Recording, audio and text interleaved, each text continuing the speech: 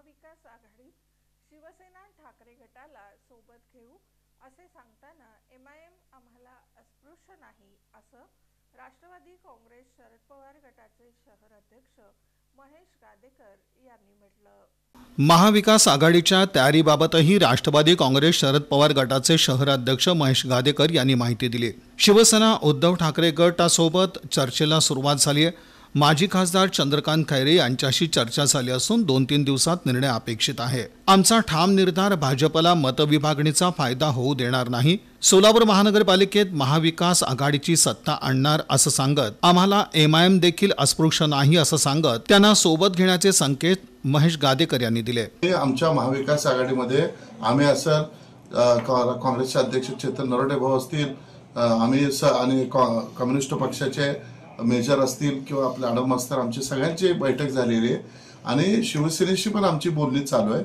शिवसेनेचे त्यांचे प्रमुख चंद्रकांत खैरे साहेबांशी बोलणं झालेलं आहे। ते 2-4 दिवसात येतील, त्यानंतर त्यांनाही आम्ही समाविष्ट करून घेणार आहोत।